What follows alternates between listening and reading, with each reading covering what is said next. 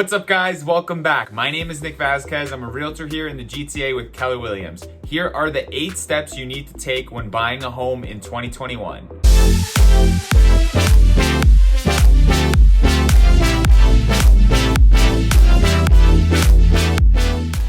In this video, we'll be going over the 8 steps to have a smooth transaction when you're gonna go buy a home in the GTA. Buying a home can be stressful, but I wanted to make this video to hopefully alleviate some of that stress and to give you just a broad overview of all the steps involved. These steps apply to all types of buyers, so whether you're a first-time home buyer or you're upsizing or downsizing and you need a refresher, just be sure to watch the whole thing because it'll give you a really good understanding of the whole buying process. Also, everything I'm gonna talk about today applies to Ontario as a whole, so it's not just for the GTA. It's for Ontario real estate. All that being said, if this video is helpful for you, please do me a favor and click that like button, hit that subscribe button, and if you're feeling extra generous, just tap that little notification bell. Let's get right into it. So first things first, step 1 is to choose your agent. Some people think you should buy a house without an agent, and I'm telling you right now, it makes absolutely no sense for the average person to go and do that. The way I look at it is like this. If you were getting sued today for $1 million, would you represent yourself in court or would you hire a really good lawyer to represent you? You'd probably hire the professional, right? This is basically the same thing, except using an agent is completely free for you.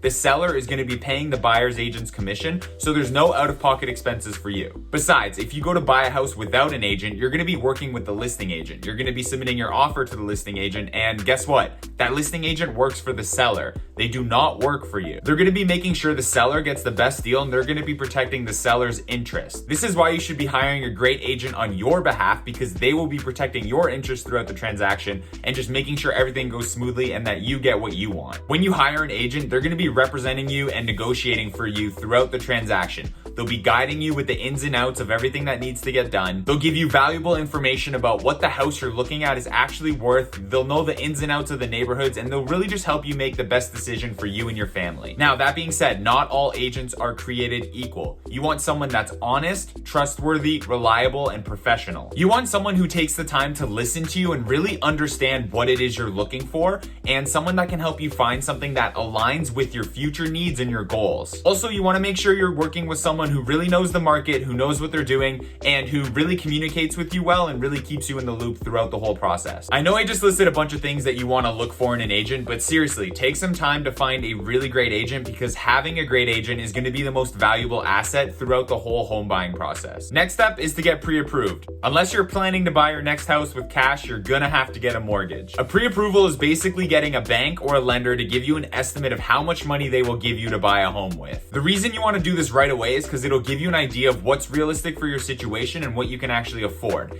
That way, you're only looking at houses that are within your price range. All great agents will have several great mortgage brokers that they work with regularly who will be able to help you get pre-approved and find a lender that matches your situation. So depending on your financials and your credit score, the mortgage broker will shop around and find the best lender for you. Whether you want the lowest rate or you want a lender that has less strict criteria, the mortgage broker will be able to find a solution for you. Again, this is completely free for you, so nothing out of pocket. All you got to do is have a chat with the mortgage broker, send them some documents, and then they'll have that pre-approval for you within a few days. You could just go to your bank to get pre-approved, but honestly, I always tell my clients to speak to a mortgage broker because they just have more options and they can definitely get you a better deal. The third step is the needs analysis and property search. If you have a great agent, this is when they'll take the time to get to know you more and really figure out what it is you're looking for in a home, usually in the form of like a meeting. Some people like to do this step before the pre-approval, but personally, I like to do it after, because then during our meeting, we can be more realistic about what we're looking for and what our criteria is going to look like. So in this meeting, we basically just hash out everything that you need in a neighborhood and a home,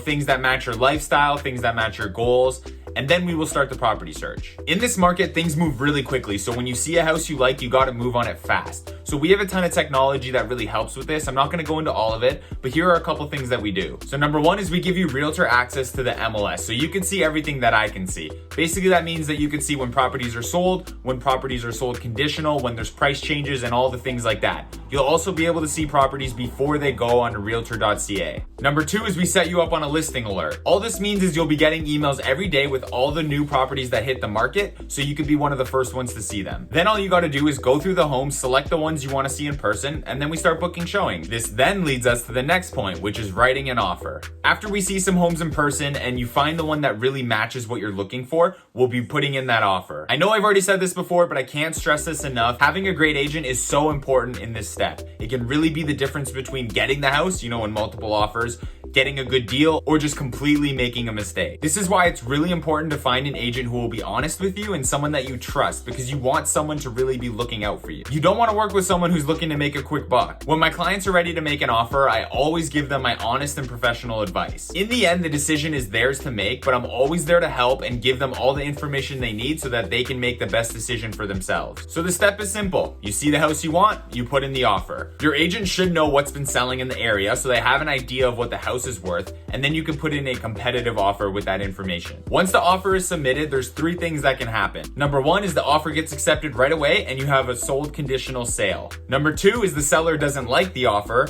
but they want to work with you, so they give you a counter. This is where the negotiations start. Number 3 is the seller doesn't like the offer and they don't respond. Basically, they rejected your offer and it's a dead deal. There is a 4th thing that can happen, but it's a whole other animal, and that's multiple offers. Unless you've been living under a rock, you know that this has been the reality of the market in 2021. And even though the market has been slowing down a little bit, there is still tons of competition. I'll be doing a separate video specifically about multiple offers, so make sure you subscribe for that. The important thing I want to note about your offer is that it needs to be strong or you're going to lose the opportunity to get that house.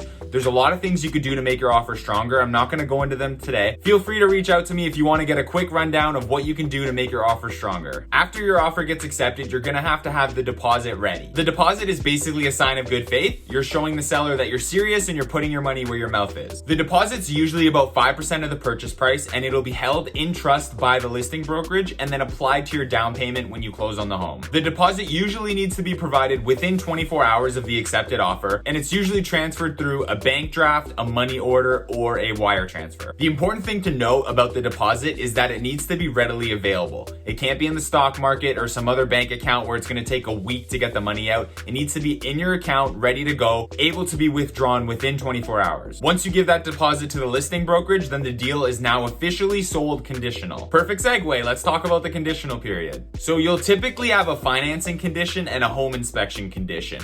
Both of those conditions, you'll usually have about 5 business days to fulfill them. If you find something that you don't like about the house within that week period, then you can back out of the deal and get your deposit back. No harm done. But if you wait until that conditional period is over and then you decide you want to back out, you will unfortunately lose your deposit to the seller. So the conditional period is very important. Let's talk about those 2 conditions specifically. The financing condition is where you'll give the banks time to go through your paperwork and look at the house as well and just give you the green light to make your purchase. This is why we want to get a pre-approval long before we start searching for houses, just so we know an estimate of what the banks will give us, and then there's no surprises when we get to this step. Next up is the home inspection. You're going to get a home inspector into the house and they're going to give you a really fat package, or more likely a fat email, with everything that's wrong with the house, everything that's broken, everything that needs work. Don't let this scare you though, because I promise 99.9% of it does not matter. It's just normal wear and tear of a house. It'll be things like a faucet is loose, an electrical outlet cover is cracked, but I promise you those things do not matter. What you're really looking for is the big ticket items and things that you couldn't see when you were walking through the house. So for example, if there's problems with the foundation, if there's mold in the attic or the roof is leaking, those are the things that we're really going to be looking out for in that home inspection report. If there are any problems with those big ticket items in the house, there are a couple things that you can do. Number 1 is you negotiate that the seller fixes it. Number 2 is you get the seller to reduce the purchase price so you can make the repairs yourself.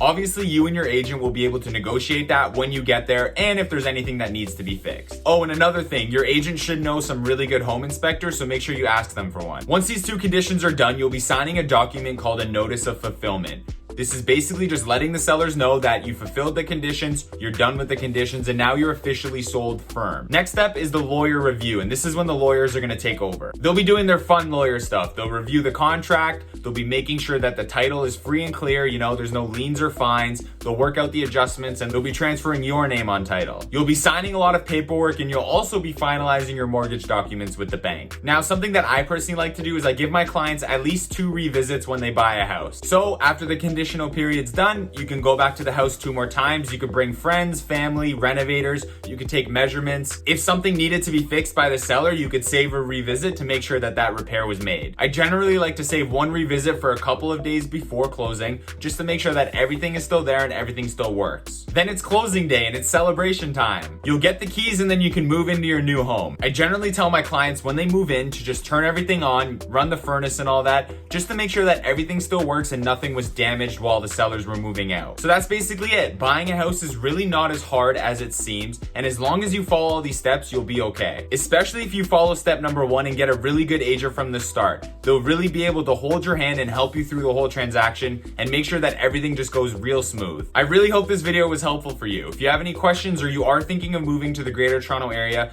please feel free to reach out to me. My contact info is below. Just hit me up whatever way works for you. If you want to start looking at houses or you want to talk about your plans or your goals, just reach out to me and we can start having those conversations. I'm here to help you. Thank you so much for watching the video. I appreciate each and every one of you. If this video was helpful for you, please hit the like button. We've got some great videos coming up, including the multiple offer video, so please stay tuned for that and make sure you're subscribed. Until next time, enjoy yourself and have a great week.